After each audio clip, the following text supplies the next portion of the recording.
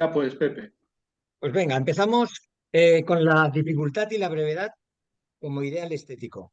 José Ignacio Sánchez y José Mariano Soldevilla, debate sobre retórica.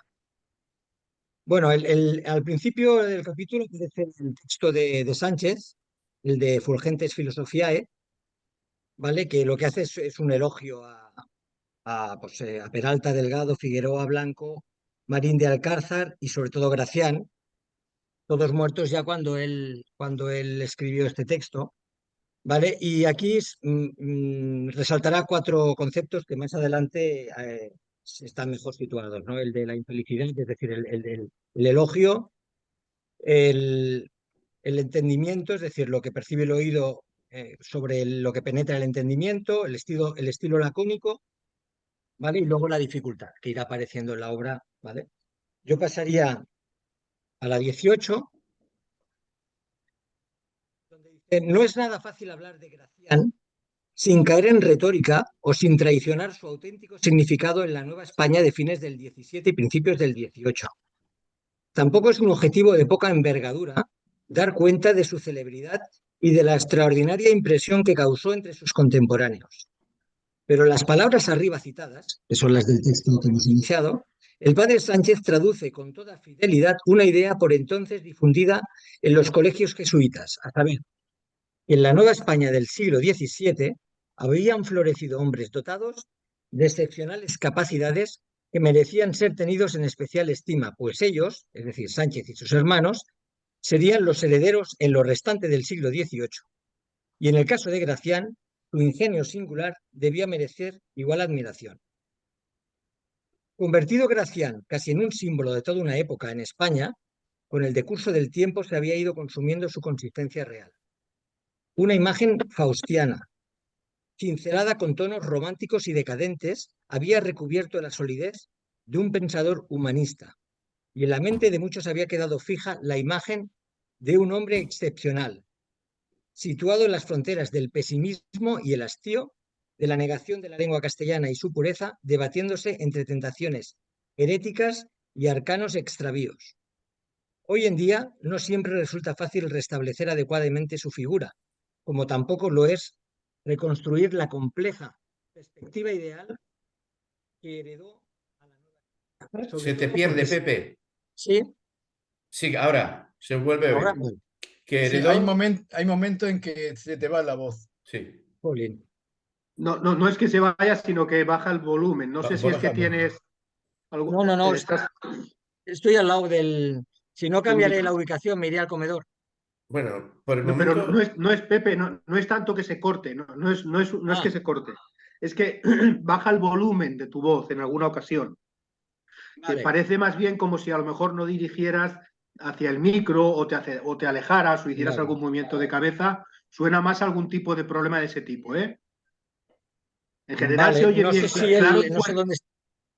Es en algún momento que pasa, ¿eh? Sí, Pero es verdad, es se ha verdad. Vale, oído claro y fuerte, es en algún momento. vale, vale, Y no se corta, ¿eh? No, no es que se corte la señal, es vale, simplemente perfecto, como que hombre. de repente te apartaras del micrófono un poco y se oyera más lejos, una cosa así. Vale, perfecto, pues. Retomo del final de la página. Hoy en día no Sí. siempre resulta fácil restablecer adecuadamente su figura, como tampoco lo es reconstruir la compleja perspectiva ideal que heredó a la Nueva España, sobre todo porque si algo tiene la Nueva España en los siglos XVII y XVIII es optimismo, apertura al otro, actitud vital y constructiva, la idea de ir hacia adelante, atención no solo al formalismo de opuestos, sino también a sus contenidos. Bueno, yo quería Vamos decir con... una cosa. Sí, O sea, lo que dice de que está en un pujante desarrollo Nueva España de pensadores propios, ahí queda, ahí está muy bien. Respecto de Gracián, la desgracia que ha tenido Gracián es que se le ha considerado, o sea, que solo sale en los libros de literatura. Sin embargo, Gracián es un filósofo. Tiene una novela alegórica, que es El Criticón, pero es una novela alegórica filosófica. Y todos los otros textos, bueno, hay algunos teológicos y otros son filosóficos. Es un filósofo, pero no aparece en ninguna parte. Por no aparecer, no aparece ni en el Copleston, que ya es, siendo Copleston un jesuita, que Gracián jesuita no aparezca, ya es indicativo, ¿no? Bueno, no tiene misterio, Gracián. Gracián es un neoestoico. El neoestoicismo es una filosofía estoica. La filosofía estoica tiene ciertos problemas heréticos, puesto que el estoicismo piensa que nosotros podemos autoelegirnos en el bien y en el mal. Es una filosofía de la acción. El estoico nunca se aparta de la sociedad. Por eso tiene que tener control sobre sí mismo, porque hay tentaciones del mundo. Y estoico fue también Pelagio, el herético del pelagianismo. Entonces, tentaciones heréticas, bueno, podemos dejarlo ahí. Es un estoico, en el siglo XVII ahí se desarrolla mucho el neoestoicismo, conoce perfectamente, como nos lo va a decir el mismo Puri Camacho, me parece recordar distintos autores estoicos.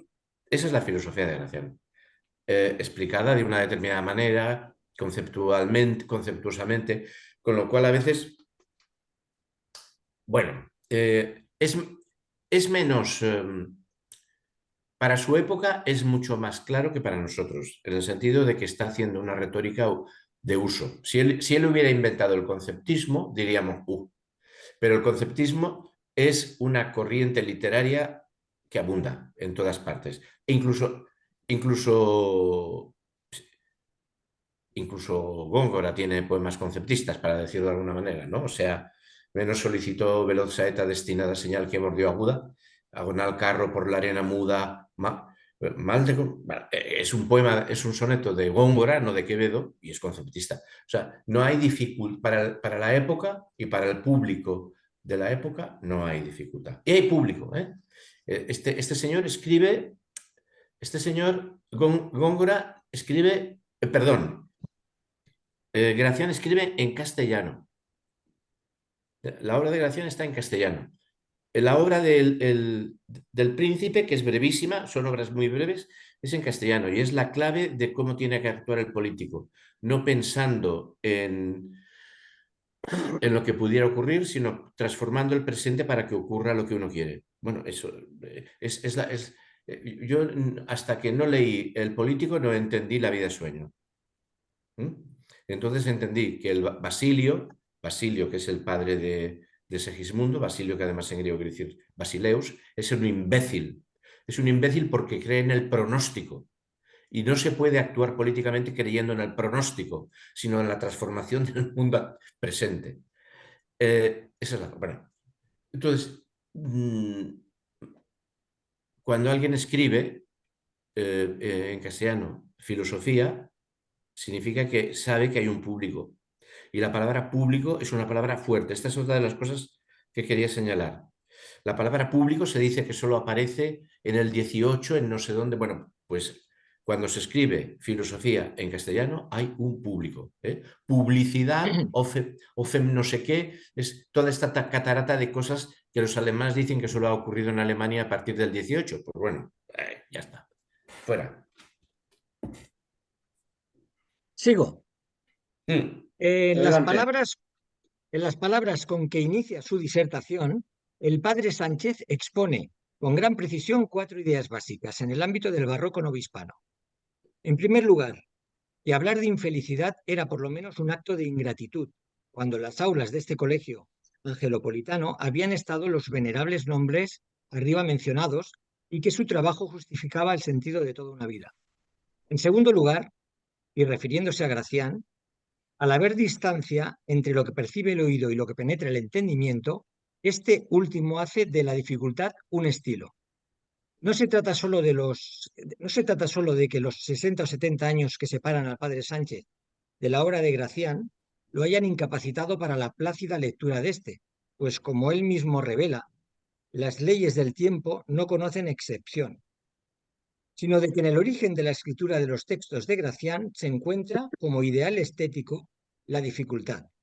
En tercer lugar, que el misterioso hálito que rodea el lenguaje lacónico de Gracián, que hasta en la puntuación tiene misterios, se mide paulatinamente cuando uno va creciendo con él. Y en cuarto...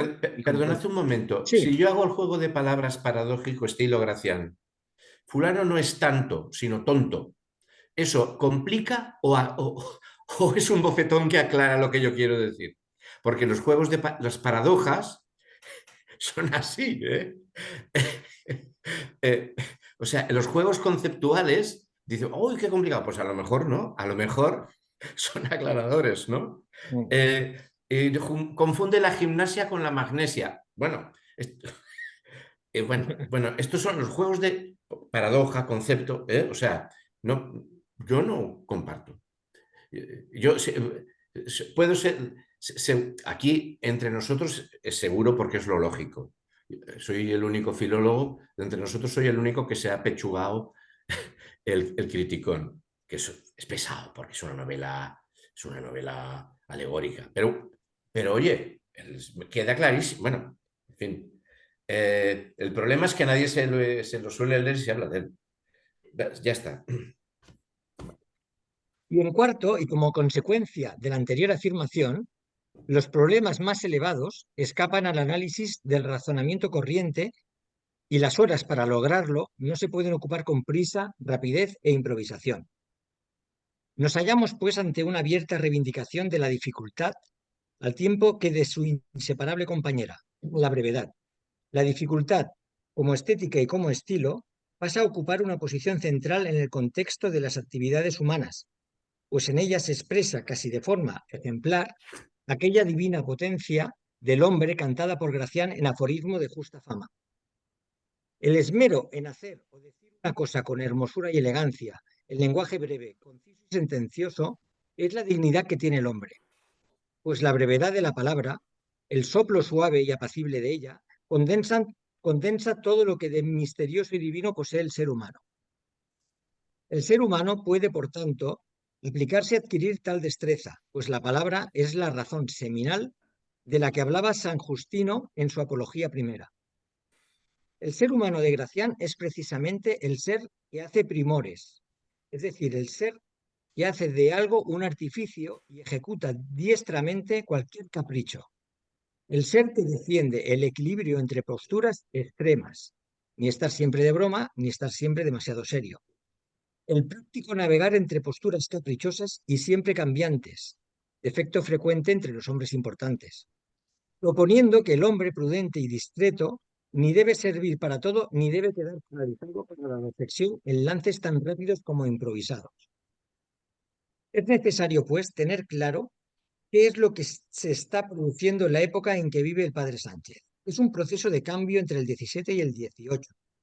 Tránsito entre una educación en el que las flores resplandecientes de la filosofía han recurrido a la fuerza expresiva de imágenes sensibles y una educación en la que ya desde niño se descubre el germen de las virtudes, Fulgea jam in adolescentulo indolus virtutis, ¿no? Que sería que el carácter de la virtud brille en la juventud.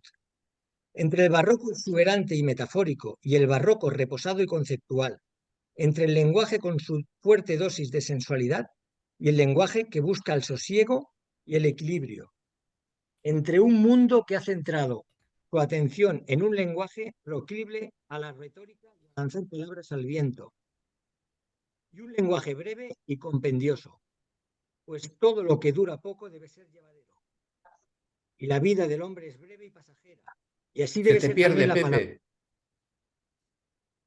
Sí, un lenguaje breve y compendioso, Sí. pues todo lo que dura poco debe ser llevadero. Y la vida del hombre es breve y pasajera, y así debe ser también la palabra, concisa y breve. En otras palabras, el paso entre un mundo optimista y otro que, si bien echado para adelante, lo coloca en el realismo de la brevedad de la vida. Y es que el barroco del 17, esencialmente metafórico, lo infinito se expresa a través de lo finito, el espíritu se manifiesta a través de los sentidos e imágenes sensibles, presentes en la literatura y en la plástica, lo mismo en el terreno de las artes figurativas, pintura, escultura, arquitectura, en el terreno de la política, tiende a desbordarse, tiende a hablar demasiado. El boato virreinal, la etiqueta real, las reglas de la corte, los gestos del rey, los autos de fe, las procesiones, las ceremonias civiles son metáforas del poder en la simbolización de otra realidad son proclives a la exuberancia, a la sensualidad. Ahora bien, en el lenguaje del padre Sánchez advertimos el esfuerzo de quien, consultando a la brevedad, intenta pasar de un lenguaje expresivo y sensual a un lenguaje breve y conciso. Un lenguaje que en pequeñas gotas y con una puerta sólidamente guardada por la cerradura, merezca la pequeñez de un don. Cerradura que no es otra cosa que la discreción, la rectitud, el buen juicio para hablar o obrar, el don de la palabra. En eso consiste la virtud de la prudencia, en que, moderado en sus palabras y acciones, desde niño sepa uno discernir, ser prudente, comedido, justo y equilibrado. Pues pensar es pensar brevemente, y pensar de esa manera, con sosiego y equilibrio, es per se un posicionamiento ético. Este es el esfuerzo del padre Sánchez. Su tarea fundamental consiste en caracterizar los instrumentos y los procedimientos a través de los cuales las diferentes nociones morales se ordenan y articulan entre sí, proporcionando las palabras que se requieren para que el discurso resulte fundado. Discreción, buen juicio, caridad, comprensión, fraternidad, actitud servicial, ocupan una posición muy clara tanto respecto de la conquista de la virtud como respecto del amor cristiano. Una vez que ha caracterizado aquellos lugares, como el fundamento de la brevedad, el padre Sánchez aclara que su finalidad es el establecimiento del orden del discurso, para lo cual añade el aspecto breve, para lo cual añade al aspecto breve el aspecto moral. Precisamente aquí es donde la palabra y la ética, siempre íntimamente tan relacionadas, se encuentran, en particular, a través de aquella brevitas doni, la pequeñez de un don, que de una parte aparece en figuris ornatuque verborum, en figuras y adornos de palabras, para que de la otra, ordine dispondisque consicimus rebus, obtenemos las cosas organizadas en orden. En la palabra debe concretarse la unidad distinción entre retórica, dialéctica y el don de la brevedad.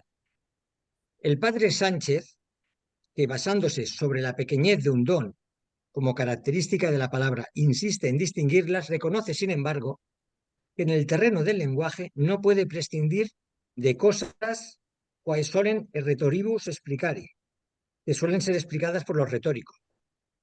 Sin embargo, que no se pueda prescindir de la retórica u oratoria, que solo se propone influir sobre las emociones o persuadir, de ningún modo significa sustituir el intento de convertir la brevedad de la palabra en la frase expresiva de todo proceso de lenguaje o directamente en la frase donde se constituye el discurso ordenado, conciso y claro, distinta de aquella otra en que se realiza el puro ornato, la invención y la metáfora.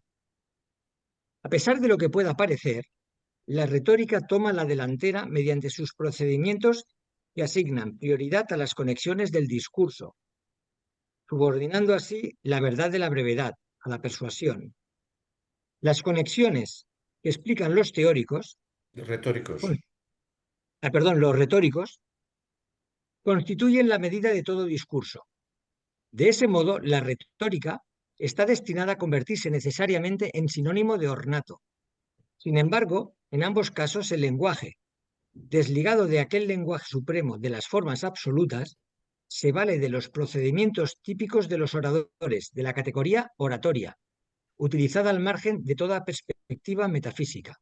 En suma, lo que el padre Sánchez busca es consolidar la brevitas doni, la pequeñez de un don, vinculada con el ascenso del hombre hacia Dios, recapitulación a su vez de las distintas etapas del descenso de Dios hacia el hombre, y volcada a la teoría de coordinar los datos de la experiencia, tejiendo y volviendo a tejer palabra según palabra. Brevedad que solo puede manifestarse en los procedimientos concretos del pensamiento humano, es decir, en el discurso. Y ahora aquí pasaríamos ya a Soldevilla.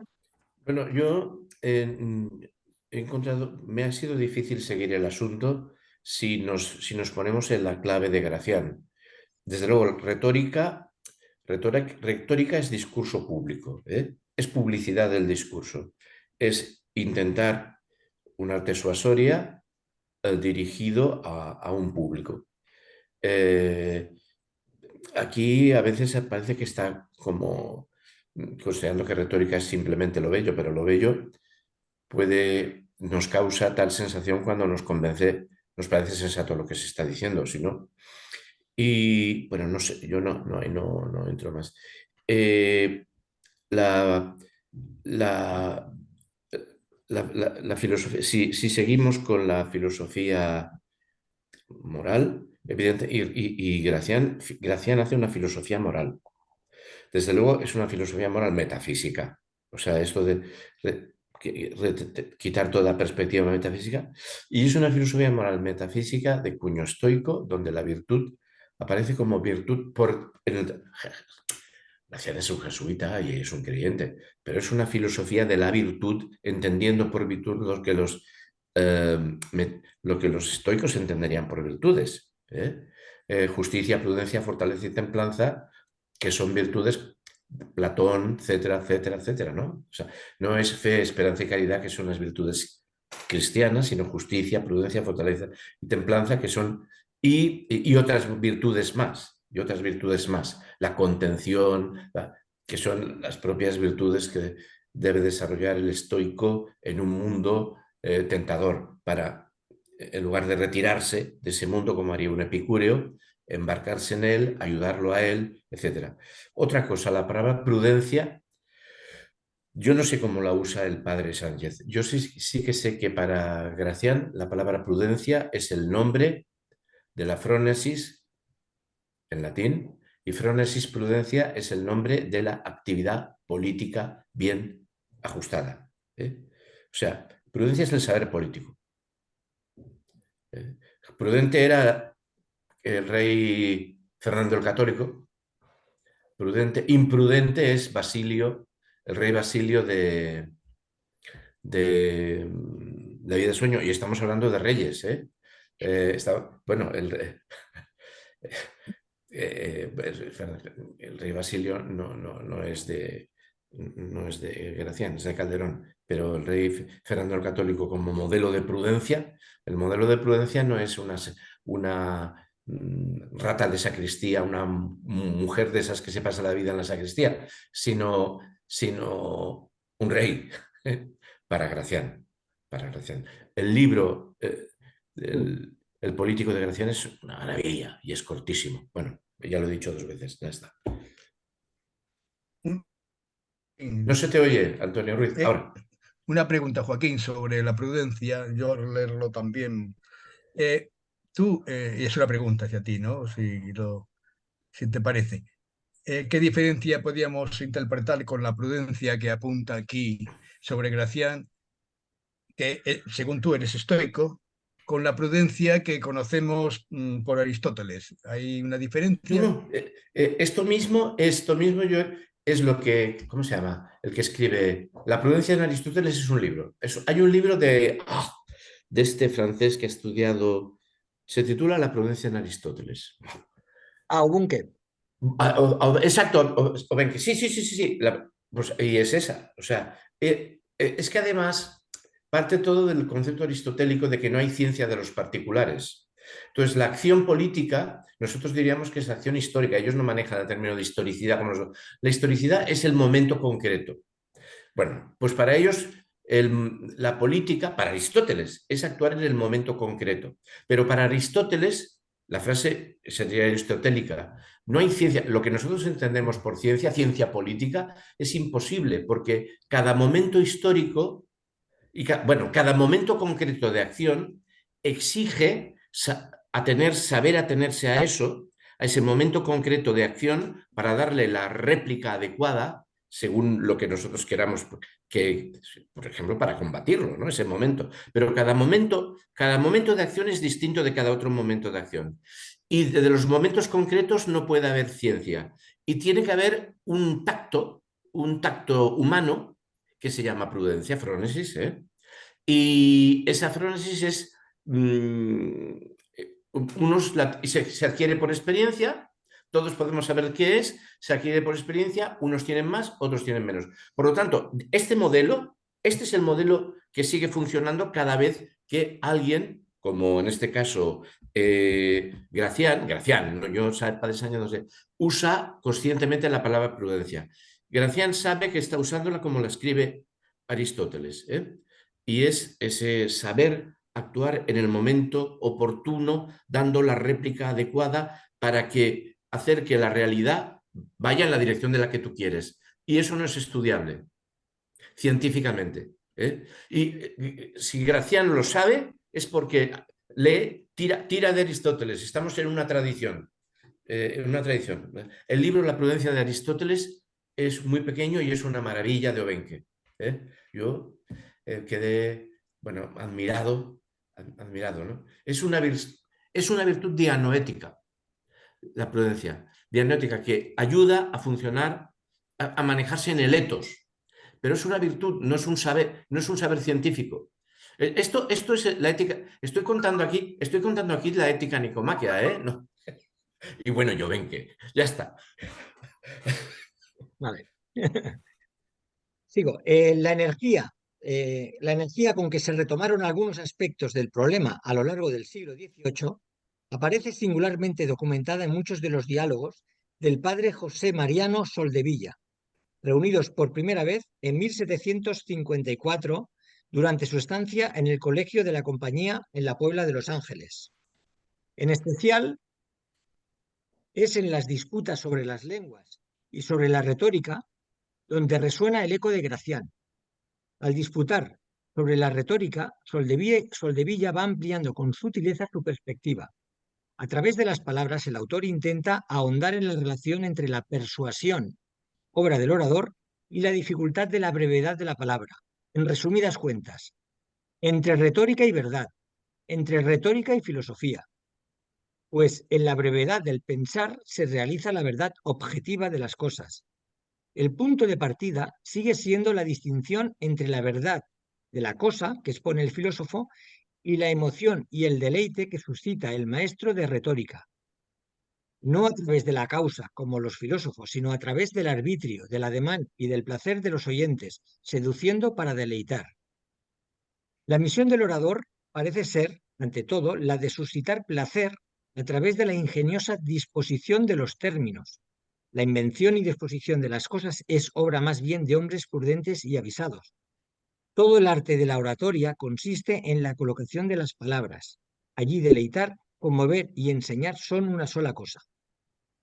Sin embargo, otra vez se plantea el problema de la relación entre la verdad del orador y la verdad del filósofo.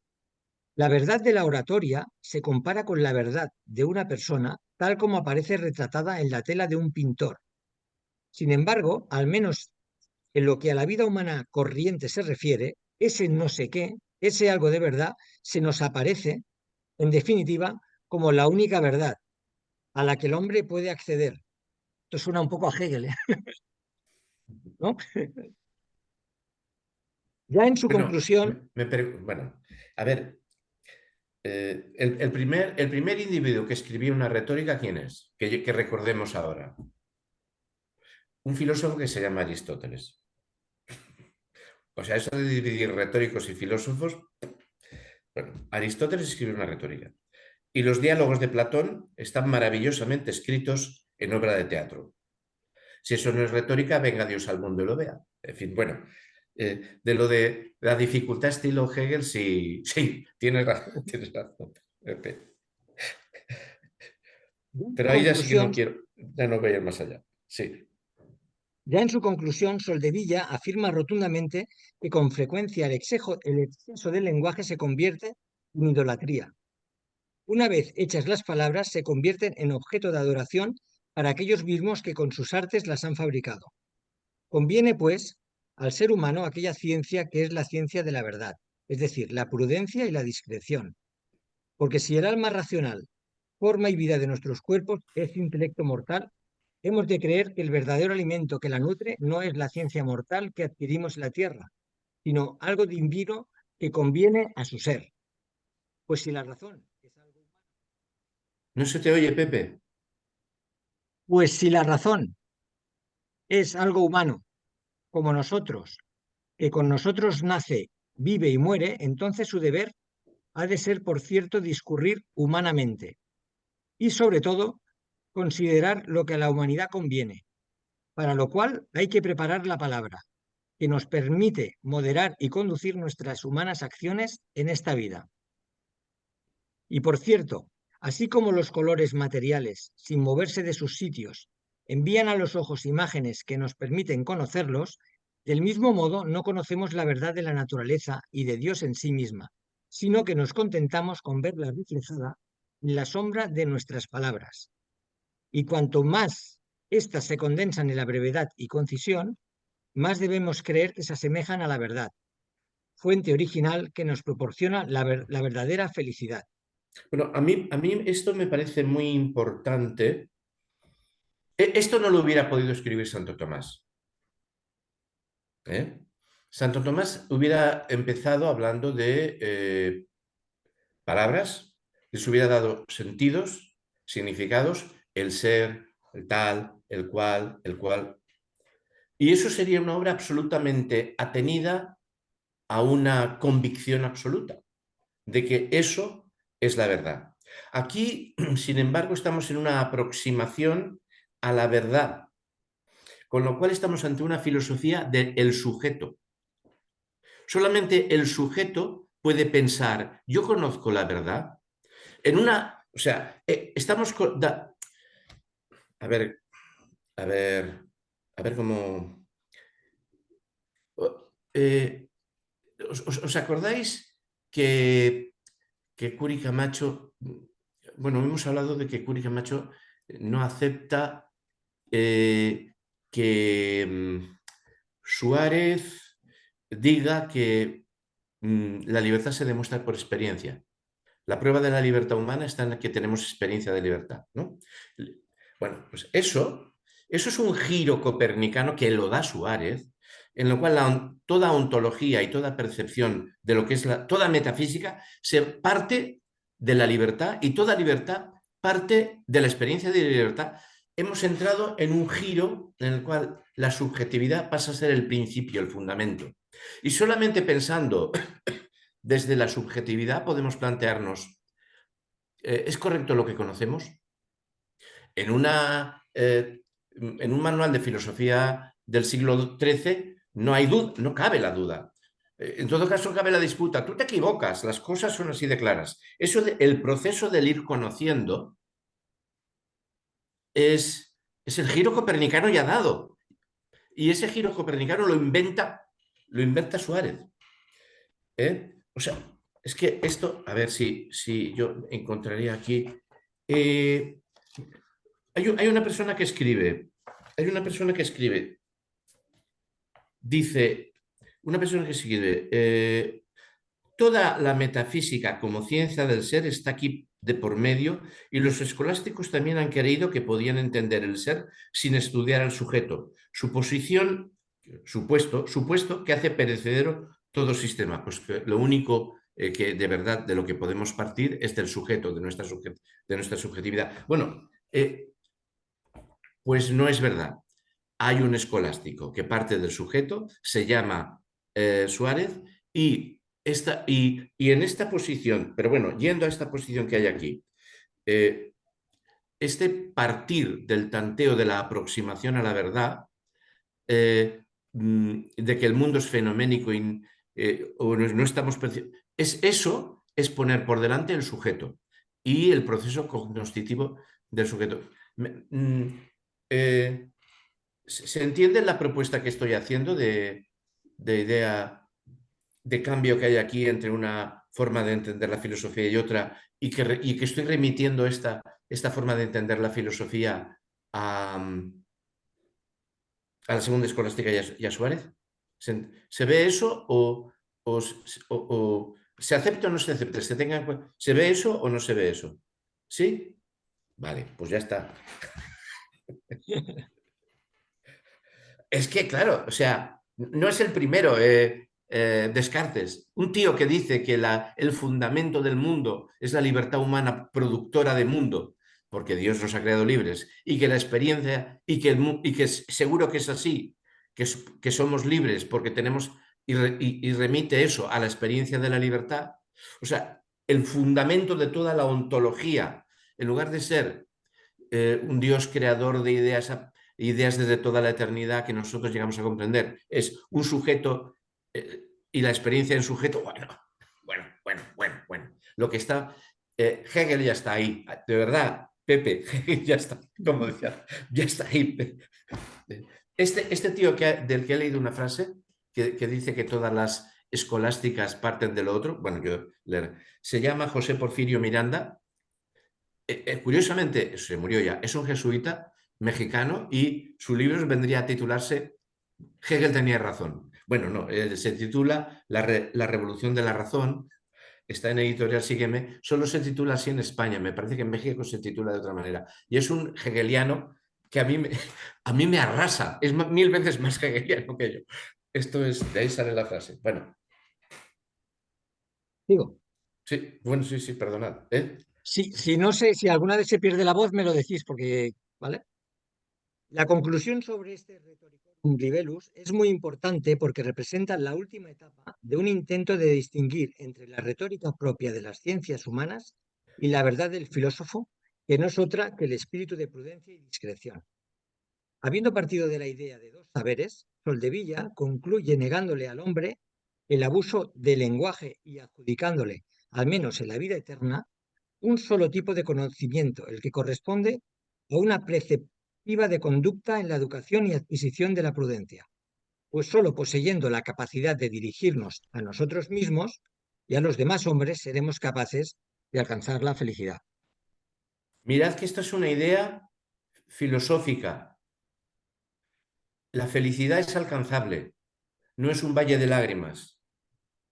La felicidad, esto es una idea filosófica, la eudaimonía. Gregorio Vázquez de Puga, poeta y filósofo.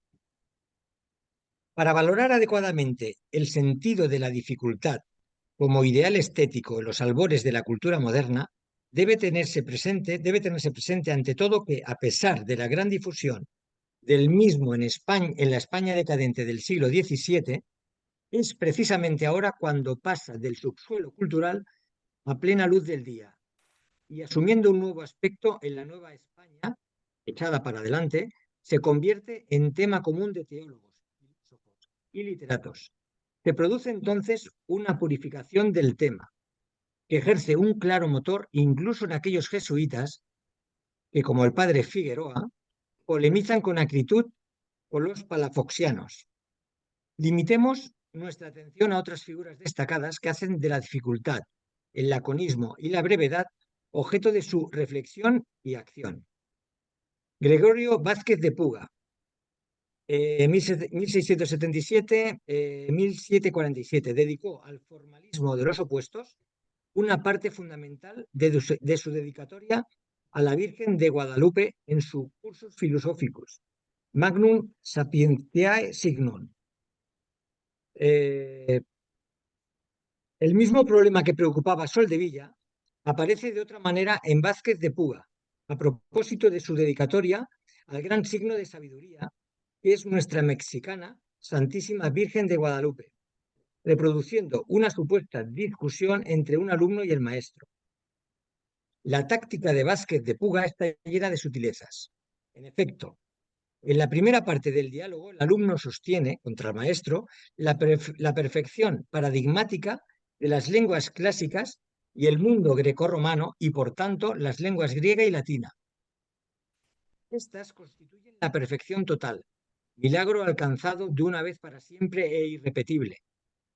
Llevada a sus últimas consecuencias, la tesis clasicista anula la historia y, por supuesto, anula el milagro extraordinario de la purísima concepción de nuestra mexicana Santísima Virgen de Guadalupe, concebida desde el primer instante en gloria y gracia plena.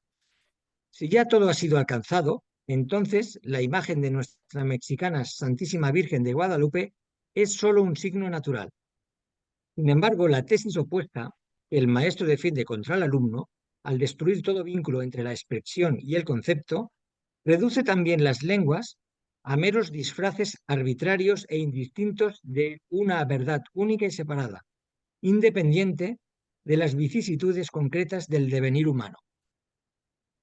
El naturalismo del alumno no asignaba importancia alguna al milagro de Guadalupe. El ritmo absoluto del ser, filosofía pura, se expresa en el ritmo de los conceptos, lógica pura, al que le es indiferente el signo lingüístico, gramática.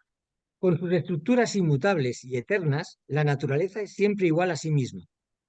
Igualmente idéntico, eterno e inmutable, es el razonamiento del filósofo que va recorriendo sus conexiones.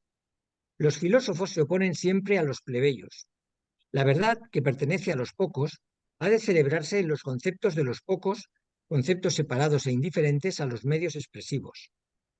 Esta actitud entrañaba un rechazo tajante de todas aquellas razones por las que el indio, el campesino, el criollo, el mestizo, en suma el mexicano, creía en el milagro del Tepeyac. Pero el maestro insiste especialmente en la adherencia a lo concreto, a los hombres a quienes nos dirigimos a través de las palabras que, si bien son signos convencionales, no designan solamente contenidos de por sí naturalmente idénticos para todos. Las palabras también reenvían a otro significado. La naturaleza humana, diversa y mutable en los individuos, ha de considerarse en sus múltiples pliegues, en su infinidad de diferencias, y ha de estimularse en función de ellas. Ha de ser formada y transformada, guiada y educada. La vida moral se encuentra bajo el dominio de la palabra, donde confluyen no solo las emociones humanas, sino también todos los procesos internos.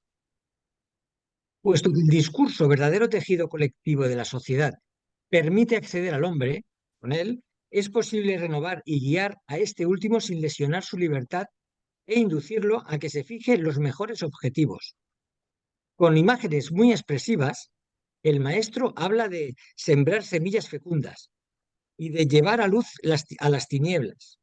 La retórica es aquella psicagogía del Fedro que converge con la dialéctica y se articula plenamente con ella, poniendo freno al don más claro y exacto que la naturaleza nos ha conferido, o sea, el alma. Poner freno significa poseer el arte de la hondura, profundidad y brevedad de la palabra, dominando la conducta. Bueno, aquí vemos una interpretación de la retórica muy positiva, ¿eh? Como limitador del desenfreno, como tejido conectivo de la sociedad, o sea, el uso del lenguaje, ¿no? Me parece que a pesar de, aquí ahora vendrá, lo dirá ahora, que a pesar de tener un título en latín, la obra fue escrita en vernáculo, ¿no? En castellano, me parece. Sí, sigue. Por consiguiente, el uso de la lengua vernácula se justifica como el recurso al instrumento más adecuado desde el punto de vista histórico, porque es la lengua con la que el pueblo mexicano, Vázquez de Puga habla de pueblo mexicano, se refiere a nuestra mexicana Santísima Virgen de Guadalupe. Ahora bien, el uso de la lengua vernácula con la que nos dirigimos a nuestra mexicana Santísima Virgen de Guadalupe de ningún modo significa el rechazo a las letras clásicas. La advocación a la Virgen María en la lengua vernácula se hace no despreciando las letras, sino a través de ellas. Para ello, es preciso conocer obras de toda clase de escritores. Extintiendum omne scripturum genus. Todo tipo de escritores deberían ser sacudidos, no sé si es. El abandono de la lengua bárbara por exceso artificial, por el estudio de las lenguas clásicas, equivale al abandono del concepto de la lengua como símbolo utilitario, signo indistinto de lo universal, por un lenguaje diferenciado y concreto, inseparable del ritmo del pensamiento que en él se expresa. ¿Cuál es este lenguaje diferenciado y concreto? El lenguaje que expresa la brevedad, ya que tan corta es nuestra vida, es decir, el arte de la brevedad y la prudencia. Quienes conquistan esas virtudes son homines quos prudentes possumus dicere, y es providentes, hombres a quienes podemos llamar prudentes, esto es, previsores. Ahora bien, poseer el arte de la brevedad y la prudencia no significa, ni mucho menos, solo el ejercicio de una actitud solemne y sentenciosa, por más que el aforismo sea una escritura apodíctica y cerrada.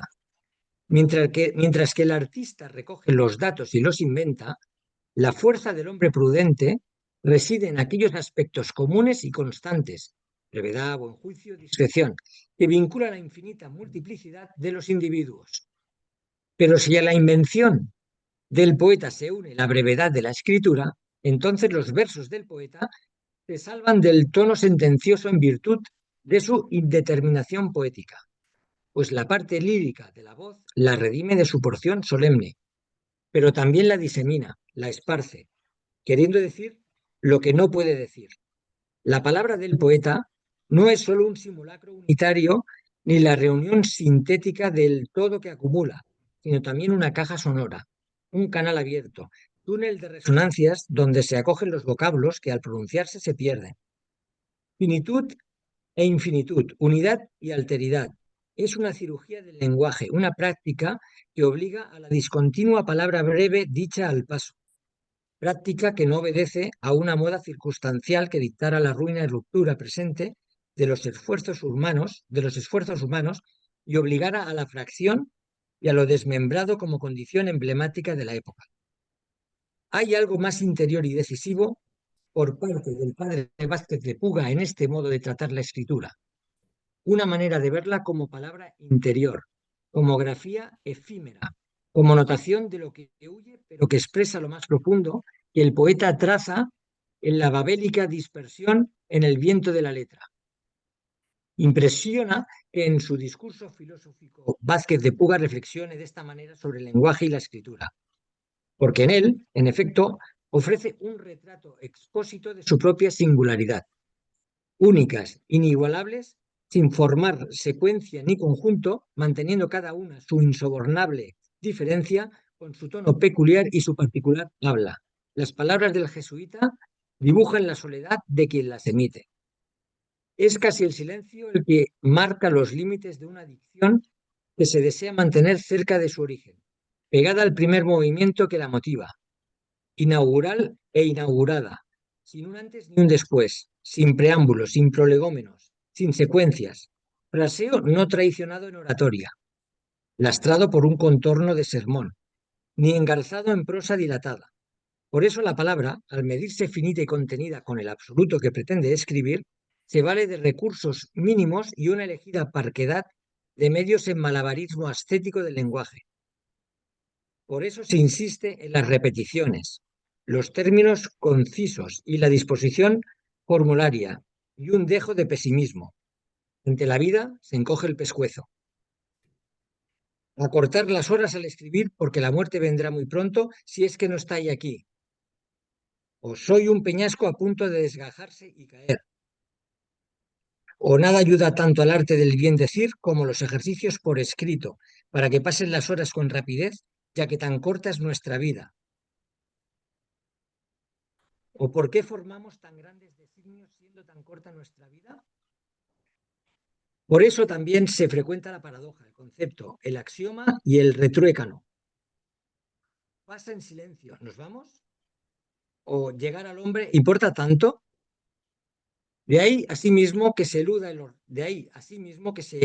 el ornato, la adjetivación, la sinonimia, pues lo que se busca es un lenguaje sin mediaciones ni intermediarios retóricos, nacido de la más directa intimidad, lenguaje en silencio e inocencia, pero de inocencia final, donde cada término tiene algo de sagrado y único, sin borrosidad de desgaste. Pasa en silencio. ¿Nos vamos? Al leer estas frases, liberadas del peso de la sentencia o del refrán gracias a su fragmentada emisión, se tiene la experiencia de una confirmación y de un reencuentro. Vázquez de Puga, poeta y filósofo, nos dice lo que nosotros podríamos decir, hasta el punto de que cada uno, en lo más solitario de nuestro pensar, asentiríamos ante sus palabras sin dueño, como si nuestras soledades comunes hallaran entonces una forma de acuerdo en el espacio y tiempo compartido de un mensaje muy sencillo y muy hermoso escrito en 1715. Estaríamos ahora en Mateo Delgado. Yo con todo encuentro que todo esto es otra retórica. Él dice que esto no es una retórica, pero o sea, es el estilo Gracián. Es el estilo conceptual. Me parece lo que ha dicho antes sobre que intenta captar lo efímero, me parece muy interesante, ¿no? Lo profundo, lo efímero. Pero eso implica ver un mundo como lo efímero,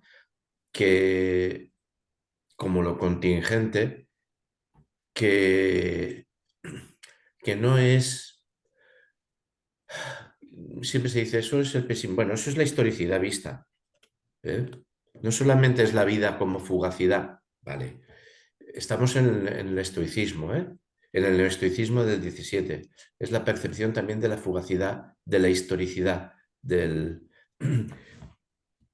Y bueno, es un locus. Está en Quevedo, que no es que no fuera creyente, pero no es un filósofo religioso, ¿no? O sea, la oda, el soneto, el elogio a la imprenta, ¿no? La hora fugaz, pero en la paz de estos desiertos con pocos pero pocos libros, estoy en conversación con los difuntos y escucho con los ojos a los muertos, ¿no? O el de Góngora, ¿no? Sobre menos solicitó veloz saeta destina, que he dicho, es conceptista ese por eso, ¿no? Bueno, en fin, la fugacidad del tiempo, pero es una agudización del tiempo, del paso del tiempo que ocurre en el siglo XVII y el neosticismo se recupera para esto, para expresar algo del que se está teniendo muchísima conciencia. La fugacidad del tiempo no está en Epícteto. La fugacidad del tiempo no está en Epícteto. La fugacidad del tiempo tampoco está en el libro de Marco Aurelio. Yo no, o sea, no está eso. La fugacidad del tiempo está en el neoestoicismo del 17, que es donde se está descubriendo la historicidad, etc. En cuanto a que el momento es siempre distinto, bueno, iba a decir que, bueno, lo digo, el análisis concreto de la situación concreta. Lenin, ¿qué ha descubierto cuando dice que hay que hacer análisis concreto de la situación concreta? Pero las ciencias políticas funcionan de otra manera, haciendo generalizaciones, ¿no? La política como ciencias políticas va por otro sitio, ¿no? Bueno, Lenin no había leído a Aristóteles, pero mira.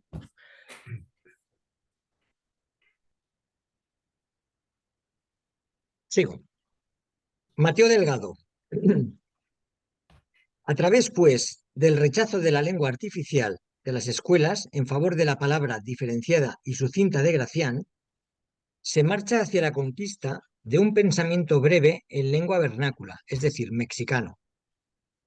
Esto es precisamente lo que encontramos en José de Utrera, quien escribió una brillante defensa de la habilidad del lenguaje en su Renaissance Philosophia Lucis Usurram cum Primam Aurit, y sobre todo en Mateo Delgado.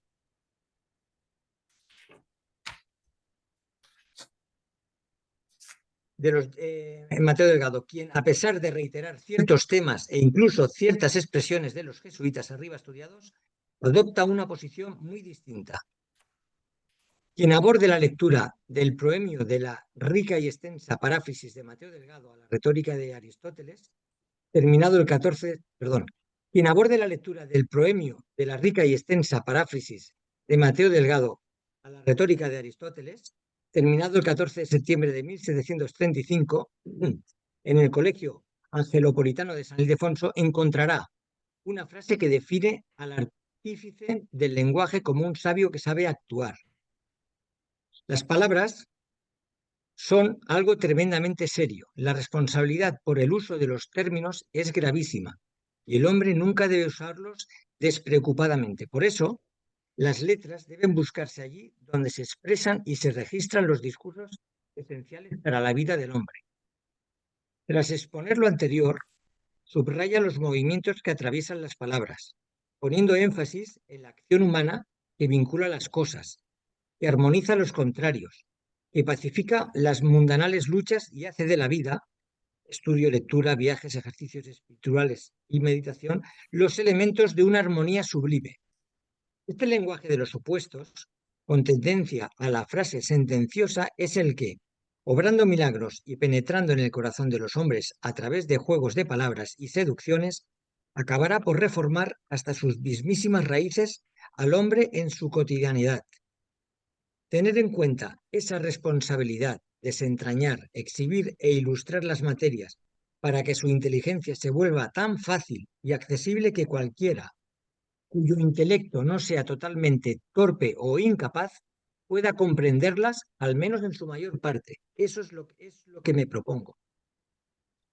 Esta búsqueda de una sabiduría lo más amplia posible, esta exigencia de una educación y formación para todos, mediante la responsabilidad del lenguaje, esta necesidad de tener presente el lenguaje de todos, atraviesa y anima de modo plenamente consciente la obra de Mateo Delgado. La responsabilidad de la palabra, la prudencia en el decir, el buen juicio que a veces no encontramos en los versos o en la oratoria, aparece con toda vehemencia en el texto del padre Delgado. La suavidad de la expresión, dulcedo et sonoritas verborum, la luz de la forma, la brevedad en el decir, reclamadas para toda manifestación de auténtica humanidad, aspira a transformar todo discurso humano, no solo en retórica y en poesía, sino en todo humano lenguaje. El logro de tan alta meta supone acabar con cualquier tipo de dominio privilegiado para las letras ociosas, la invectiva apasionada de un político o las páginas de un gramático. De ese modo, la elocuencia logra conjugar todas las actividades humanas y en ella todo se humaniza realmente. Esto no significa la exaltación exclusiva del literato ocioso o del político apasionado, sino al contrario, el reconocimiento de la presencia del hombre en todas las facetas de su actividad. Porque ya sea simple sacerdote, soldado o canónigo, siempre y ante todo es hombre e imprime el sello de la humanidad a todas sus obras expresándolas, es decir, revistiéndolas de brevedad, del buen decir, de la lux orationis. Bueno, De ahí yo la lo que he creído entender que este hombre sí que vincula la oratoria a la acción, ¿no? Empezaba diciendo, subraya en la 332 los movimientos a la acción humana y ahora aquí, ¿no? Supongo que va por ahí, no sé qué pensáis. Es que claro, al no conocer, no conocemos, no sé. Bueno, o sea, sigo. como guía de la acción, como guía de la acción, como guía de la praxis. La retórica como guía de la praxis, digamos, ¿no? Es lo que yo me ha dado, digo, no sé.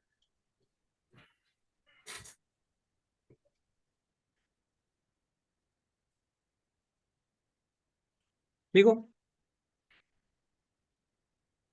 De ahí la importancia fundamental que llegan a adquirir las disertaciones sobre la lengua, sobre su historia, sobre la elegancia, la brevedad y la prudencia, donde la discusión gramatical siempre termina transformándose en un sutilísimo discurso estético. Del mismo modo, el vocabulario se convierte en análisis crítico y en disertación histórica. Al mismo tiempo, la historia, que pretende ser espejo vivo de la vida, es por excelencia discurso elocuente, es decir, prosa breve y tratado pedagógico moral. Por la misma razón por la que todo parece convertirse en diálogo, todo es también libro de historia, y la historia, a su vez, es diálogo con las épocas antiguas, con los grandes espíritus del pasado. Bueno, 4 veces la palabra historia como característica consciente de esta retórica, ¿eh? Que es un concepto nuevo, o sea, no, Aristóteles no sabe de historia. Historia para histor para un griego no es historia, ¿eh? Bueno, Sin embargo, la obra del padre Delgado suscita dos problemas estrechamente vinculados entre sí que por el solo hecho de plantearse parecen impugnar en cierto modo la disertación que él hace. ¿De qué manera una obra como la de él, calcada sobre modelos ciceronianos, podía superar los límites de la irreducción y de la facundia retórica?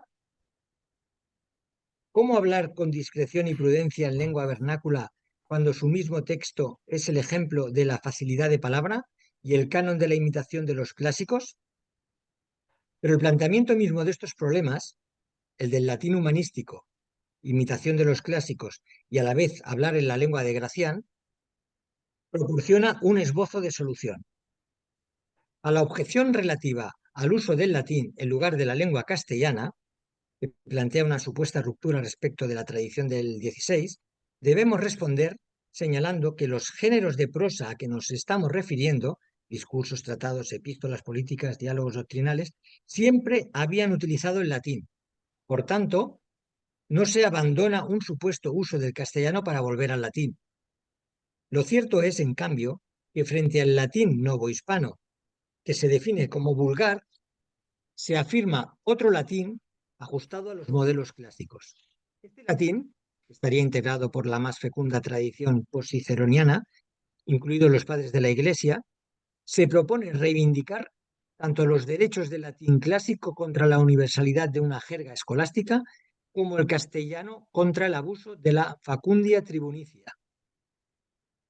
La lengua vernácula de estos jesuitas humanistas, que afirma sus propios caracteres tanto frente al castellano exuberante como frente al castellano bárbaro, ha de considerarse como lo que verdaderamente es un castellano nuevo donde la antigua facilidad de palabra es reemplazada por la brevedad y la circunspección.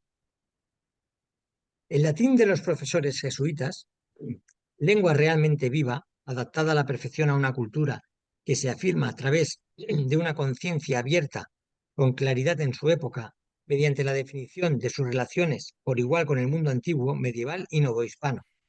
El castellano de estos jesuitas, lejos de constituir una interrupción del proceso o una etapa de involución, desempeña un papel importante dentro de la historia misma del castellano. El latín enseña al castellano la elegancia, la medida, la fuerza, la elocuencia y la concisión, y el castellano infunde a los textos latinos de los profesores las leyes de su estilo llano, de su síntesis creadora, de sus Sintaxis, atajos, disculpa. de sus atajos intuitivos, de su elocuencia íntima. Entre el latín, que refleja claramente una actitud cultural, y la lengua vernácula existe una colaboración que, por lo demás, se expresa de un modo casi material en el hecho de que los jesuitas suelen escribir su obra en latín y en castellano, más en latín como lo demuestran los textos que estudiamos, puesto que su latín es una lengua que realmente dominan. El castellano que utiliza se ve por completo, se ve libre por completo de cualquier artificiosa imitación de los modelos clásicos. Con todo lo dicho, podemos quizás ya comprender la actitud no solo del padre Delgado, sino de los jesuitas que estudiamos. La imitación de Baltasar Gracián, a principios del siglo XVIII.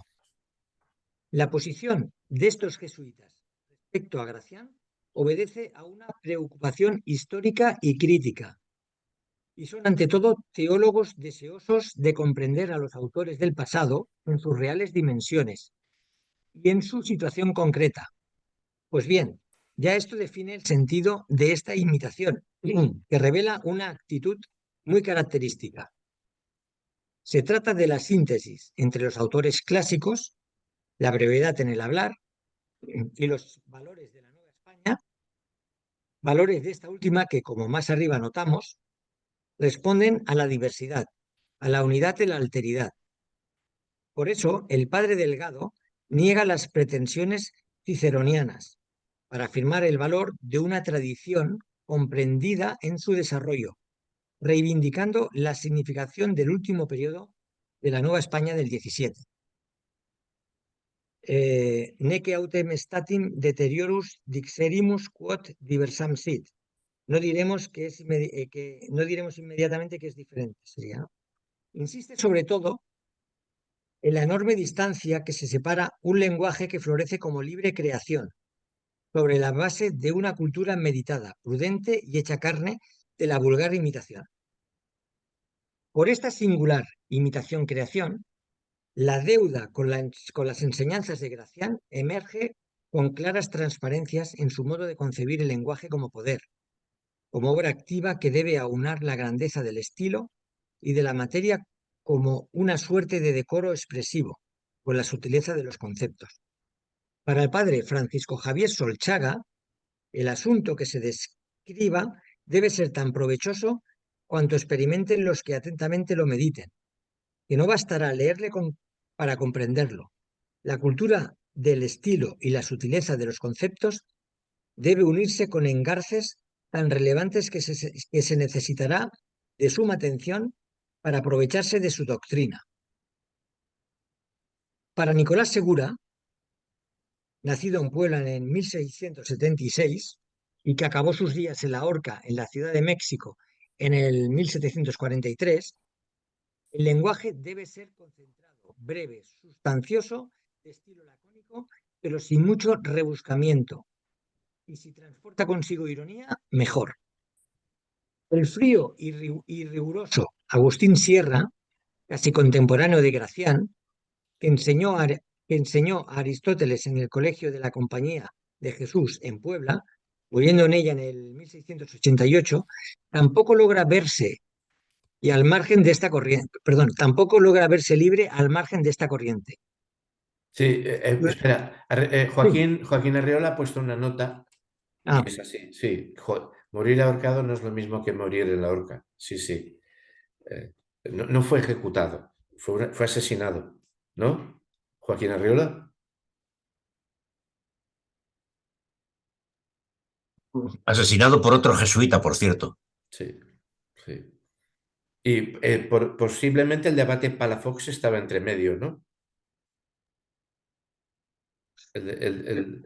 Según lo que nos enviasteis, el enlace que... Por lo visto, entre el encargado de la portería y este otro jesuita se lo cargaron. Eran enemigos filosóficos y políticos.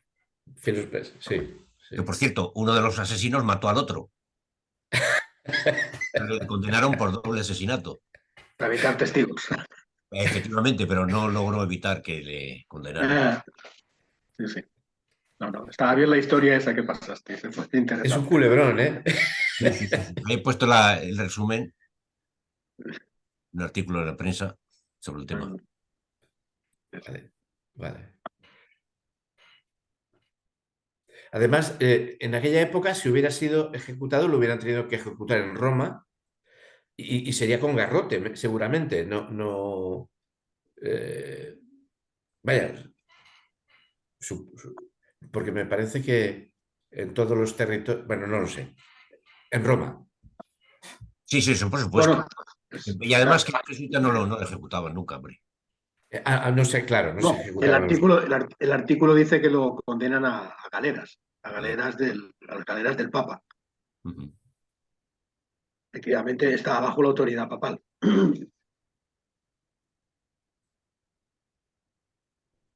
Vale, Pepe, adelante. Sigo. Sí. Durante su juventud, Agustín Sierra había buscado en las páginas de Aristóteles la vía que consolidara el sueño de un arte general, al tiempo que había deseado aprehender el fundamentum mirabile, ¿qué sería el arte general? No, perdón, la maravillosa base sería, ¿no? El fundamento admirable, sí. Sí. Del saber en la metafísica de nuestra finita. Pero incluso, aunque nunca reniega del filósofo, no dejará de buscar un estilo elevado, conciso y equilibrado que le permita una serena contemplación del mundo. Pero claro, este estilo elevado, lacónico y tan divinizado no gustó a todo el mundo. El mismo Sierra resume así los defectos que algunos habían encontrado en la obra de Gracián. Mas a dos géneros de lectores he oído quejarse de estas obras. A uno de las cosas, a otros del estilo. Objetan los primeros que materias tan sublimes, dignas solo de héroes, se vulgaricen con la estampa y que cualquier plebeyo, por medio de un real, haya de malograr lo que no le tiene.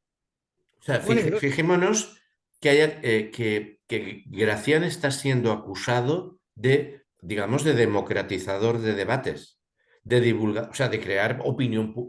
hay una opinión pública que debates que deberían ser solo para Arcana Imperii, están siendo puestos a la publicidad, por un real, por lo que valiera, yo qué sé. Sí, sí, sí. Ponen los segundos que este modo de escribir puntual, en estilo conciso, echa a perder la lengua castellana, destruyendo la claridad que ellos llaman pureza. Digo, pues, que no se escribe para todos, y por eso es, de modo que la arcanidad del estilo aumente veneración a la sublimidad de la materia, haciendo más veneradas las cosas, el misterioso modo de decirlas, que no echaron a perder Aristóteles ni Séneca las dos lenguas, griega y latina, con su escribir recóndito. No se escribe para todos, según Sierra, y hombres como Aristóteles y Séneca, insignes y oscuros, trabajaron en la línea esbozada por el programa de Gracián, aumentando la veneración a lo sublime del objeto en la misma medida en que aumentaba la dificultad del estilo. El estilo debe ir unido a la calidad del asunto, y a un asunto tan elevado como selecto debe acompañar un estilo igualmente sublime.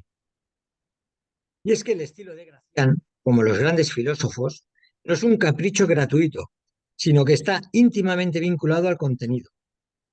En la medida en que lo que se trata de penetrar es la dureza del ser, el lenguaje será proporcional a esa dureza. Pero es preciso evitar todo malentendido acerca de esta operación. En modo alguno cabe considerarla como pura y simplemente integración en el marco de la metafísica tradicional de áreas hasta entonces casi al margen de las mismas, tras haberlas purificado la escuela sureciana con innovación, libertad y creatividad. En cualquier caso, la elección de estilo no va reñida con la sequedad expositiva o con la carencia de sentido del humor. El desafío intelectual que supone descifrar la cosa frente a un misterioso modo de decirla supone un aliciente más para la lectura de esos autores oscuros y recónditos. En suma, no hace falta ponderar el placer que se desprende de la lectura de un texto enjundioso, sazonado con un estilo adecuado.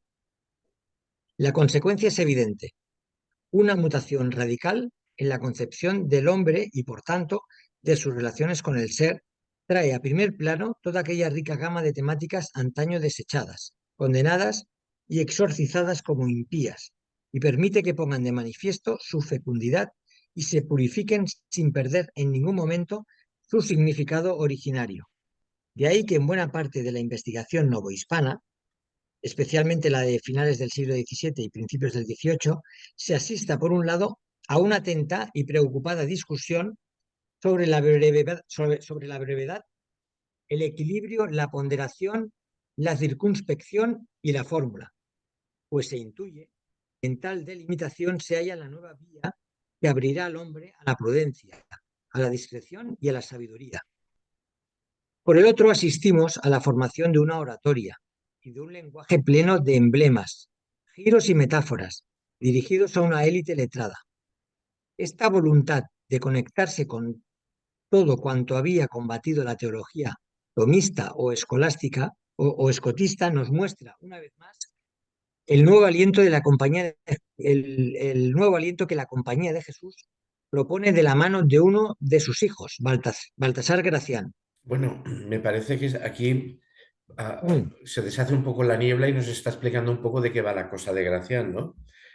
Combate contra la teología tomista en la línea del pensamiento de la Compañía de Jesús. Ahí está Baltasar Gracián. Me parece que, porque hay frases y frases que no... Si alguien además tiene en cuenta cómo escribe Gracián, Gracián establece paradojas, pero establece paradojas desde el lenguaje cotidiano. Es decir, bueno, el ejemplo que he puesto antes es muy malo, ¿no? No tanto, pero tonto, ¿no? Bueno, pues eso no está creando unos conceptos, o sea, está allanando conceptos. Las cosas cualquier persona que sepa el castellano de su época, si se para a pensar lo que está diciendo Gracián, lo entiende. No son fórmulas cerradas que, en fin, bueno. Como ya me fui, lo comenté al principio, quizá precipitadamente, pues no, ya está. Llegados a este punto, conviene detenerse brevemente un poco en la figura de Gracián y en el momento que le tocó vivir, pues su intento fue el de alcanzar formas de vida cada vez más elaboradas. Precisamente de allí deriva el singular carácter de sus mejores expresiones literarias. Convengamos antes que otra cosa que Gracián tiene el don peligroso de la fórmula y que no le importa que sea provocativa. Es Al provocador, o contrario, sea, provocador quiere decir que se le entiende, pero si no, no provoca. no, ¿Eh? al contrario, en ella resume la sabiduría práctica para enfrentarse con éxito a un mundo hostil. Por ser el primer heredero del don de la fórmula de la patrística griega en Occidente, Gracián ha vivido arrebatado por su propio descubrimiento. Eso yo no lo sé. Lo que sí, desde luego, enfrentar un mundo hostil en lugar de retirarse del mundo, eso es estoicismo.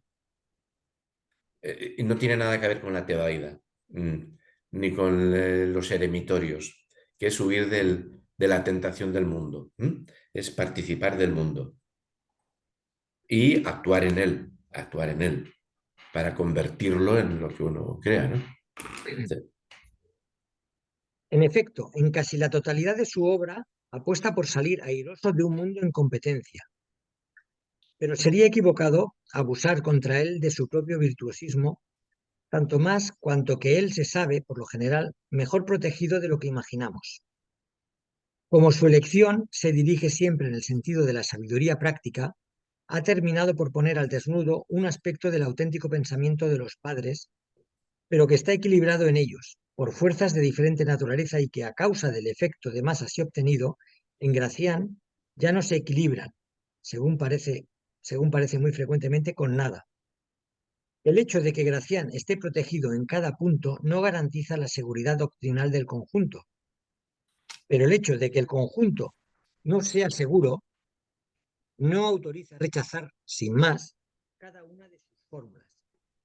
Para los que gustan de cazar herejes, Gracián es un blanco fácil. Bueno, Se le acierta, esta es otra idea importante que nos coloca aquí, ¿eh? Bueno, sigue. se le acierta cada Entonces, claro. Más a menudo quedan avergonzados esos cazadores, pues comprueban enseguida que al disparar sobre Gracián han tocado a padres de la Iglesia, a jesuitas novohispanos y a pensadores contemporáneos. Uno de los tópicos más extendidos sobre la obra de Gracián es que reúne varias de las características e ideas que hoy identificamos con lo moderno. El axioma de que el mundo es hostil, el pragmatismo, la adaptabilidad, la exploración de las leyes de la seducción, la valoración del fragmentismo y la sugerencia, y el prestigioso uso del ingenio, la democratización de la moral, la exaltación del individuo, la autonomía del comportamiento con respecto a las creencias religiosas y un sano realismo. o sea, la autonomía del comportamiento con respecto a las creencias religiosas. O sea, hay una... mm, bueno, es un...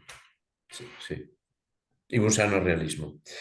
A ver, de hecho, Gracián no estuvo tan, bueno, protegido intelectualmente, o sea, que sus obras estuvieran armadas de forma que no se le pudiera combatir ideológicamente, de acuerdo, pero protegido estuvo bastante. Hay un periodo en que está protegido por un noble de Huesca, Lastanosa, pero en la propia orden los valencianos lo combaten ferozmente y acaba prohibiéndosele, el general de la orden de la zona acaba, bueno, tiene muchos problemas. En un momento dado él pide pasar a otra orden porque se le tiene apartado de toda intervención como profesor en... Bueno, tiene una vida dura. Hay algunos momentos buenos, en Huesca protegido por nobleza. Él también, hay otra cosa importante, él jamás, cuando publica, jamás pide el nihil obstat de la orden. Publica al margen de haber sometido a la compañía sus escritos. Y esto es una de las cosas, bueno, que explica complejidad, ¿no? O sea, Gracián es un gran filósofo y Gracián es un hombre de genio. Y bueno, Bueno, eso, la pena es que siempre está en manos de profesores de literatura como yo y no en manos de filósofos, que es lo que se merecería.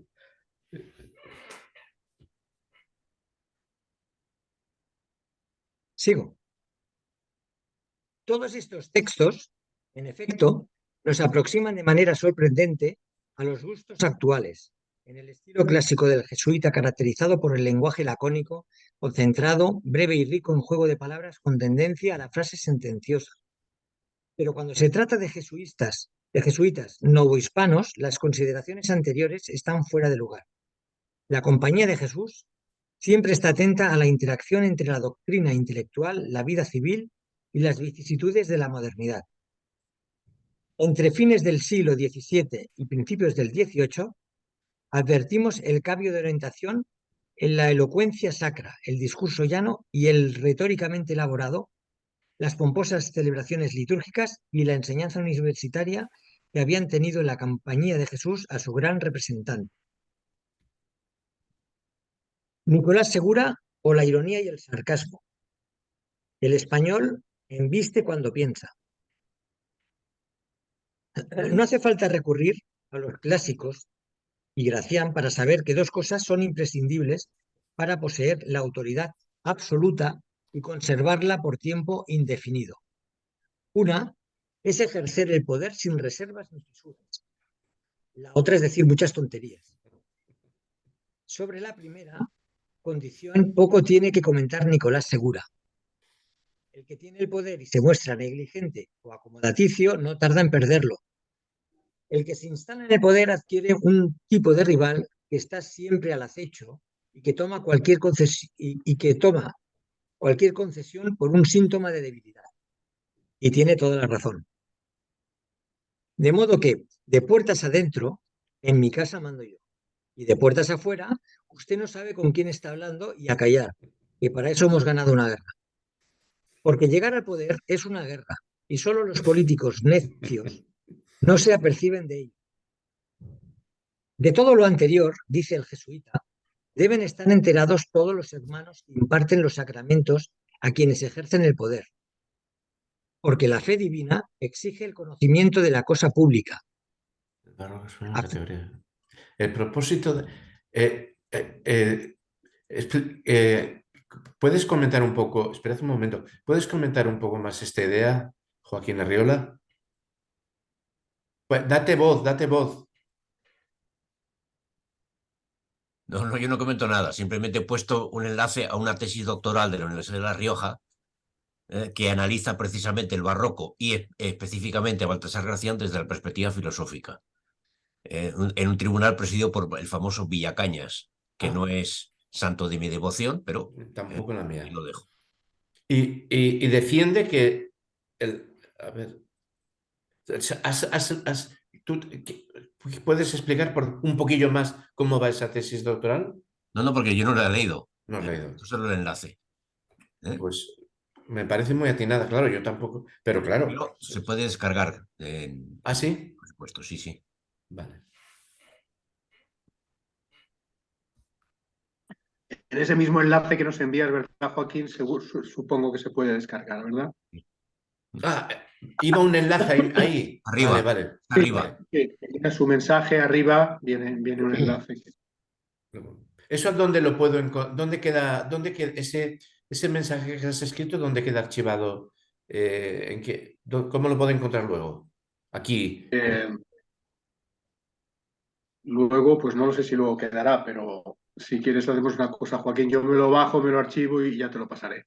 Vale. ¿Vale? Sigo. Un poquito antes. ¿Me lo pasas a mí también? Vale, os lo paso al grupo. Sí. De todo lo anterior, dice el jesuita, deben estar enterados todos los hermanos que imparten los sacramentos a quienes ejercen el poder, porque la fe divina exige el conocimiento de la cosa pública a fin de que ésta sea inherente a las felicitas civitatis. Pareciera que el jesuita hubiera leído a Maquiavelo, porque cuando comenta lo anterior y afirma que no hace falta recurrir a los clásicos, da la impresión que más bien el clásico sea Maquiavelo.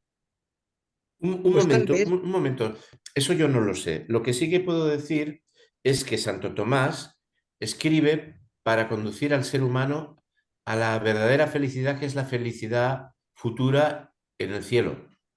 Y están escribiendo autores que están hablando de la felicidad de la civitas, de la civitas, de la sociedad civil, de la sociedad. O sea, hay que buscar la felicidad del bien común en la comunidad. ¿Eh? No es que Santo Tomás dijera que no, pero, pero la felicidad a la que se encamina todo, por ejemplo, Santo Tomás, es a la vida futura, a la vida después de la muerte. ¿Eh? Y sin embargo, aquí se hace otro énfasis. ¿Eh? O sea, es muy político el discurso de estos autores, de estos jesuitas.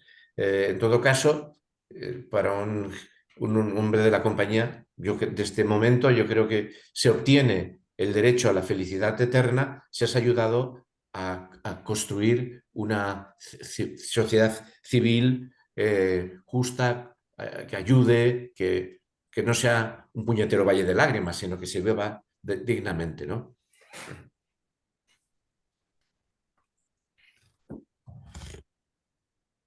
vale, digo, pues tal vez sobre política también haya que hablar con laconismo y brevedad, habida cuenta del terreno quebradizo, zigzagueante, titubeante y fugaz en el que se mueve el político. Pero Maquiavelo estaba entre los libros prohibidos. Por eso no es fácil documentar que Nicolás Segura lo hubiera leído. Sin embargo, la concisión y el innegable talento natural para opinar con severo aplomo sobre la manera de ejercer el poder nos dan la imagen no sólo de un jesuita amparado en varias lecturas, sino también de un hombre inquieto y nada satisfecho con lo que le rodea. Mientras en la calle, el infeliz que espera que le digan lo que ha de hacer para ir tirando en esta vida y en la otra se queda al mismo tiempo delicado y paticioso. Y el que no espera nada, por lo menos se debe enterar de cómo va la cosa. Y esta labor corresponde al ministerio sacerdotal. Lo de decir tonterías es menos obvio que lo anterior, pero más importante si cabe. Primero, porque tratar de ser inteligente todo el tiempo consume muchas energías que se necesitan para otras batallas. Y porque reflexionar a la corta o a la larga acaba por conducir a la duda. Y en segundo lugar, porque al ser consecuente con las propias ideas, se establece una regla de juego en la que puede acogerse el contrario y oponer su propio discurso, esgrimiendo argumentos más poderosos según los criterios de la lógica. En cambio, la incoherencia es inexpugnable, despista al enemigo y lo desarma. Bueno, a mí me Ni duda, parece que esto es sensacional, ¿eh? Si razonas, el enemigo puede claro. mostrarte que te equivocas. Si piensas, puedes dar lugar a eso, hacer Bueno, Ni duda cabe que la ironía con que Nicolás Segura aborda la cuestión del poder está influida por su propia observación de la vida y las lecturas de Gracián. Decir muchas tonterías es lo propio del político, parece decir el jesuita, pero es la condición para ejercer el poder sin cortapisas. Ser sabio, prudente y breve no está en la lógica de quienes llegan al poder. Blanco, quebradizo, titubeante, rodeado de curas adustos, rechonchos y risueños, vestidos de negro como un capullo entre leños. Su excelencia nos ofrece una vez más la imagen de quien desbarra con severo aplomo, pues lo mismo se adentra en el misterio de la transustanciación que en el sentido de la vida y, sobre todo, pontifica con una seguridad solo comparable a su desconocimiento de cada uno de los temas. y la crítica que está haciendo aquí no solamente al poder, sino a los curas, ¿eh? Rodeado de curas adustos, rechonchos y risueños. Como, un, como leños, que son como leños. Y él como un capullo. Bueno, esto bueno, no está mal, no está mal, no está mal.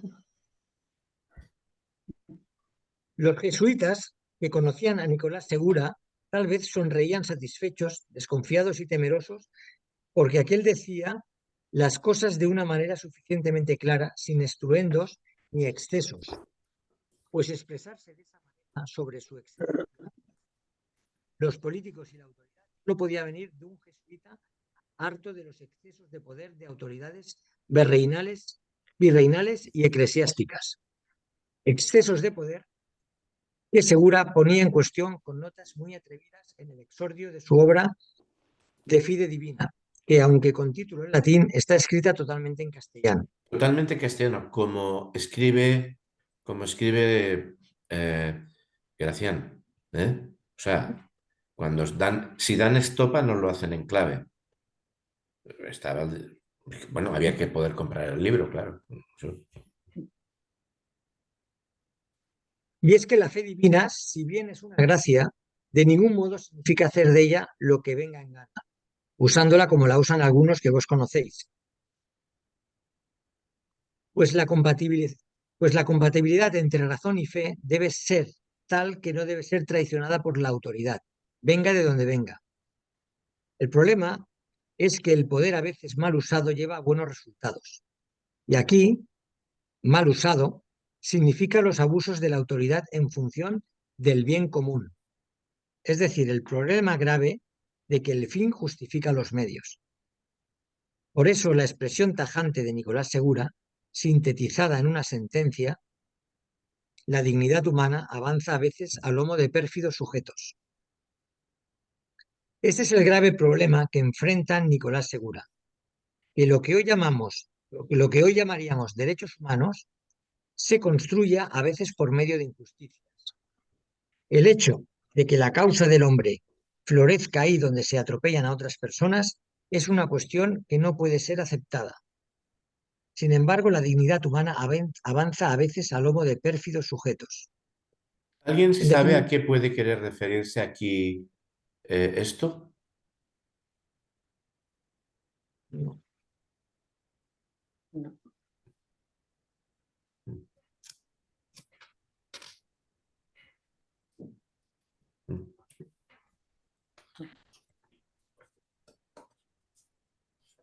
Sigo.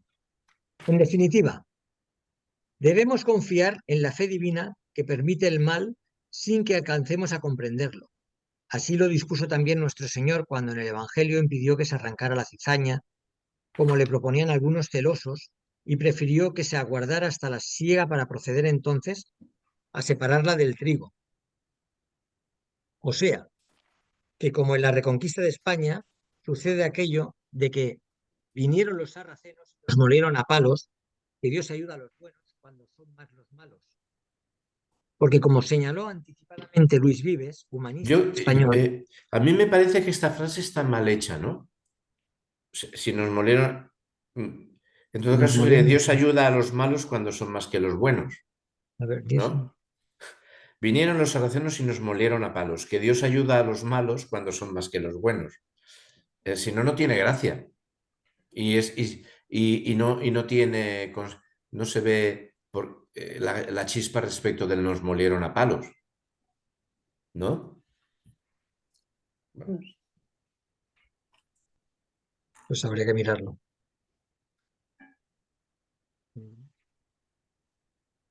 Justamente el libro este no está digitalizado en la Biblioteca Nacional.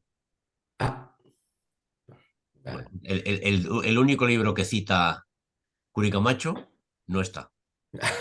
Hay otros 9 o 10 de Nicolás de Segura, pero este no. ¿Tú has podido echar algún vistazo a alguno de ellos? ¿Has entrado en alguno de ellos? Sí, bueno, sermones.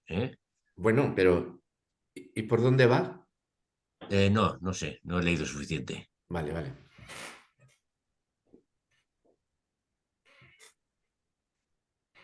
Sigo.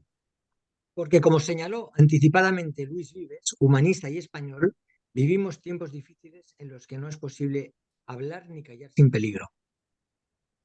Y en esas mismas estamos ahora cuando se acelera en México la guerra entre los políticos y entre los medios. Como estaba el tiempo en que Nicolás de Segura denuncia la deserción del silencio ensordecedor, temeroso y egoísta, reclamando el acompañamiento que merece la justa causa del hombre. Pero no solo hace escarnio de políticos y eclesiásticos, La picaresca del populacho, la baladronada, la apariencia de valentía, el alarde de lo que no es, la incapacidad de pensar, también recibe sus dosis de alfilerazos de parte de Segura. El chulismo, la fanfarronería, la bravuconería, el enredo, el engaño, el retruécano y otras muchas formas de expresión que heredamos de España son manifestaciones de histerismo colectivo. Tal vez por eso el español embiste cuando piensa. Esta grave admonición de Nicolás Segura sobre la sociedad que le toca vivir es muy esclarecedora y su reproducción literal bien podría valer para analizar lo que la política mexicana nos ofrece estos días a expensas del comportamiento de los mexicanos. Algunos piensan que esas exageradas muecas y broncas manifestantes con que nos regalan nuestros partidos políticos, coreando con entusiasmo los improperios, mentiras e impúdicas manifestaciones de autoestima que acostumbran a hacer nuestros líderes, responden a una estrategia política destinada a desestabilizar al gobierno y a cortar su presencia. Hasta ayer se suponía que el mal humor de nuestros líderes que se dedican durante horas a ejercitarse en el onanismo político ante millones de telespectadores respondía a una desviación del carácter del protagonista. Ahora sabemos que es víctima de esa manera de ser del español que embiste cuando piensa. Decía Nicolás Segura que al español no le parece una idea digna de ser pensada, sino es una idea contra algo o contra alguien. Ahora alcanzamos a vislumbrar por qué murió ejecutado en 1743 en la Ciudad de México. De modo que esta definición viene como anillo al dedo para explicar en qué se ha convertido el diálogo de nuestros políticos durante estos últimos años. Con sus actitudes y declaraciones, algunos de sus esforzados dirigentes se parecen cada día más a la partida de la porra. Y si no usan esta es porque no la tienen a mano. Bien, que Dios ayuda a los malos cuando son más que los buenos. Claro, claro, claro. Es que si no, no tiene chispa. Claro, si no, no tiene chispa. Quiero decir, aquí en este final se nota, o sea, esto es un artículo que él tenía publicado y que incluye aquí, Curi Camacho. Aquí se nota que ese artículo, porque claro, acaba haciendo una intervención política sobre el momento político, sobre un momento político, ¿no? El refrán que más me gusta a mí sobre los españoles es lo importante es que se hable de uno aunque sea bien.